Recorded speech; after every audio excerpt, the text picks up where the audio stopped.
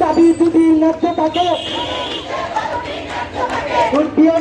তারা হলো স্বাস্থ্য খাতের তারা হলো না নার্সিং এর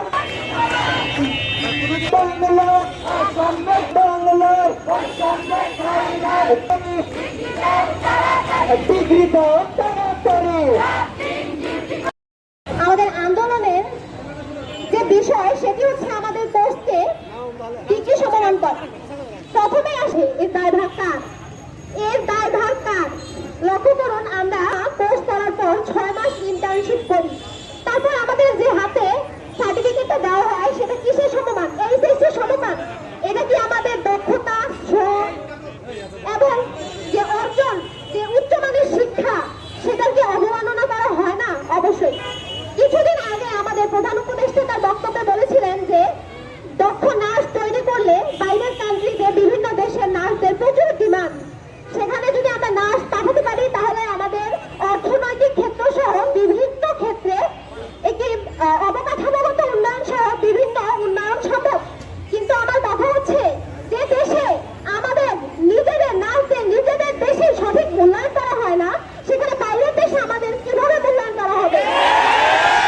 যে এই দাবি থেকে আমরা সরে দাঁড়াবো না যতক্ষণ না পর্যন্ত এই দাবি আমাদেরকে দেওয়া হচ্ছে।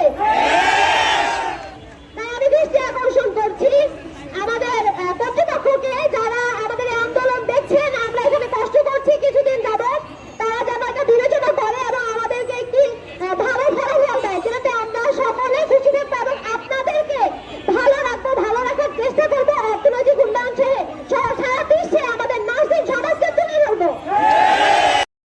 দিন শেষে দেখা যাচ্ছে আমরা 3 বছর কোর্স কমপ্লিট করার পরে 6 মাস ইন্টার্নশিপ কমপ্লিট করার পরে আমরা আমাদের এইচএসসি সমাধান থেকে যাচ্ছি। এটা আমাদের দেশের জন্য খুবই ন্যাক্কারজনক, খুবই দুঃখজনক। আমরা এর তীব্র প্রতিবাদ জানাই এবং আমরা ততদিন পর্যন্ত মাঠে থাকবো যতদিন পর্যন্ত আমাদের এই ন্যায্য দাবি আদায় না হচ্ছে।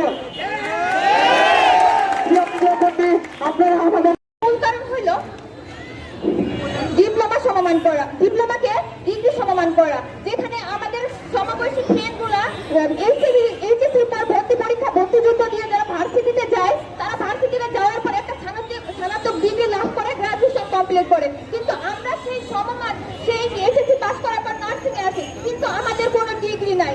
আমরা এইচএসসি সমমান সার্টিফিকেট নিয়ে আমরা ঘুরে বেড়াই। কিন্তু এটা কেন? এই বৈষম্য কিসের জন্য? আমরা কেন এত বৈষম্যের শিকার হবো? ধন্যবাদ। পাস করে আমাদের diploma in nursing science and midwifery এবং ডিপ্লোমা ইন মিডওয়াইফারি কোর্সে আমাদেরকে ভর্তি হতে হয়। 3 বছর ইংলিশ মিডিয়ামে একটা ইন্টারন্যাশনাল পর আমাদেরকে সেই এইচএসসি সমমান একটা সার্টিফিকেট দেওয়া হয়, যেটা আমাদের সাথে খুবই একটা বৈষম্য করা হয়। একই সাথে আমাদের যে অন্যান্য বন্ধু বান্ধব যারা রয়েছে তারা বাংলা মিডিয়ামে পড়াশোনায়, আমি আমার এখানে একটু দুঃখ প্রকাশ করতে চাই। বিগত প্রায় 1 সপ্তাহ যাবৎ আমরা রাজপথে রয়েছি।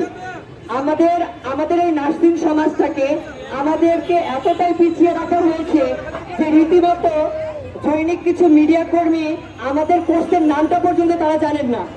তারা আমাদের কোর্সের যে নাম সে ফেলে রাখা হয়েছে, অথচ স্বাস্থ্য খাতে আমাদের যে অবদান সেটাকে কখনোই কেউ অস্বীকার করতে পারবে না। নার্স ছাড়া একটা দেশের স্বাস্থ্য খাত অচল, এটা সকলকে মানতে হবে, আমাদের ন্যায্য দাবি এটা পূরণ করতে হবে। সেই সাথে আমি আরেকটা কথা স্পষ্টভাবে বলতে চাই, সৈনিক কিছু পত্রিকা আমাদেরকে ফ্যাসিবাদী আন্দোলন বলে আখ্যা দিচ্ছেন।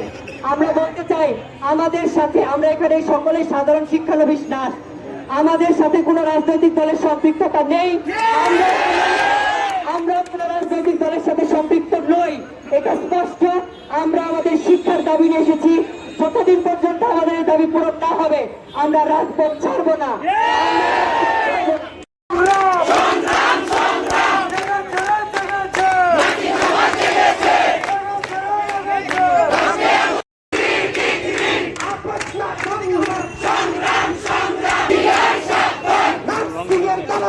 হুঁশিয়ার